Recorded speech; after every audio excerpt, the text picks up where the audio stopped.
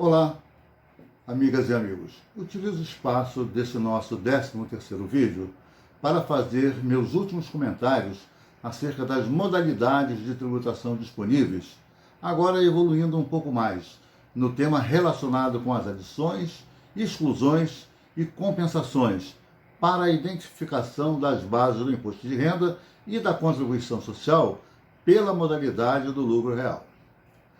Faço referência aos meus últimos comentários, pois nos próximos vídeos passarei a abordar outros aspectos relacionados com o processo contábil das empresas. Na apresentação específica sobre o lucro real, já abordamos que sua identificação se dá a partir das adições e exclusões ao resultado contábil e das compensações de resultados negativos do imposto de renda e da contribuição social.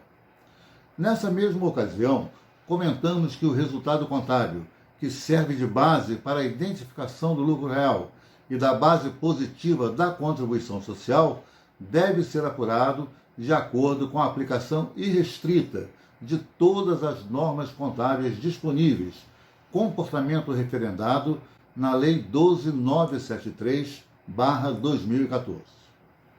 Antes de mais nada, convém lembrar que no lucro real, as despesas e custos que permitem a formação do resultado contábil incorporam aquilo que chamamos de ganho fiscal, ou seja, cada item de custo e despesa regularmente inscritos e que atendam às especificações da Receita Federal são capazes de reduzir a carga tributária num montante equivalente à aplicação das alíquotas dos tributos nessa despesa ou custo. No sentido de ilustrar o entendimento dessa questão, vamos analisar uma breve reflexão sobre o tema. Suponha uma empresa com um volume de receita equivalente a 100 mil e custos e despesas num montante de 60 mil. Por óbvio, podemos concluir que o resultado contábil é de 40 mil. Supondo uma carga tributária de 34%, ou seja, 25% de imposto de renda, e 9% de imposto de contribuição social, apuraríamos os dois tributos no montante de 13,6 mil. Agora, supondo que não houve custos e despesas, o resultado seria um lucro de 100 mil e a carga tributária de 34 mil. Então, fica claro concluir que o ganho fiscal, nesse caso, é igual a 20,4 mil, ou seja, 34 mil menos 13,6 mil.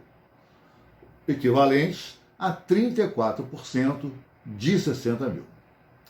Pois bem, a partir do contexto apresentado, fica claro a importância do registro adequado das despesas e custos para que se garanta o aproveitamento do ganho fiscal embutido nesses eventos. Portanto, de posse do conhecimento da importância da formação do resultado, estamos preparados para entender o sentido do registro das adições ao resultado contábil, que nada mais é que a eliminação dos efeitos das despesas e custos que não atendam aos parâmetros emanados pela Receita Federal. Se não, vejamos. Se os valores da depreciação não acompanharem os percentuais instituídos pela Receita Federal, eventuais diferenças a mais registradas na contabilidade deverão ser adicionadas. Também deverão ser adicionadas provisões de despesas, despesas com brindes ofertados pela empresa, despesas cuja comprovação não incorporem a condição de documento hábil, assim como as multas de caráter punitivo, às quais a empresa tenha incorrido e outros eventos. Portanto, todas as despesas que não atenderem aos limites estabelecidos e aquelas que não incorporarem a condição de despesa necessária para a operação da empresa deverão ser adicionados, anulando seus efeitos fiscais, ou seja, desconsiderando os ganhos fiscais que, a priori, estariam embutidos nesses valores que foram adicionados. Por outro lado, alguns itens que recorrentemente frequentam a formação do resultado da empresa, sob a forma de receitas e ganhos, também podem ser excluídos da tributação. Assim como as despesas produzem um ganho fiscal, as receitas produzem uma perda fiscal. A empresa está obrigada a pagar imposto de renda e contribuição social sobre essas receitas. Porém, algumas dessas, tais como dividendos recebidos e ganho de equivalência patrimonial, são receitas que a Receita Federal permite que o contribuinte exclua da tributação, tendo em vista que esses valores já foram tributados no momento anterior. Ainda sobre as exclusões, essas não se restringem a retirar ou postergar o tratamento tributário das receitas. Elas também são utilizadas, por exemplo, no caso de despesas de depreciação, cujo valor na contabilidade tenha sido menor que aquele permitido pela Receita Federal, situação em que se permite excluir a diferença entre o valor registrado e o valor permitido. Por último, em relação às adições e exclusões, deve ficar registrado que esses eventos não estão limitados, respectivamente, às despesas e receitas. Nos casos em que esses eventos forem temporários, conforme já analisado em vídeo anterior, receitas poderão ser adicionadas, assim como despesas poderão ser excluídas. No que diz respeito às compensações, essas se referem a valores de exercícios anteriores de prejuízos fiscais e base negativa de contribuição social que podem ser compensados nos resultados contábeis ajustados pelas adições e exclusões.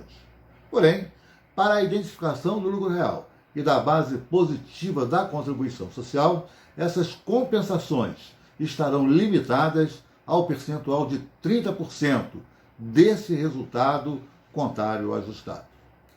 Bom, meus caros, mais uma vez faço questão de lembrar que no canal do YouTube L. Alves Consultoria encontram-se postados outros vídeos sobre tributação e em nosso site www.lalvesconsultoria.com.br estão disponíveis telefones e e-mails para futuros contatos. Muito obrigado pela audiência e até breve.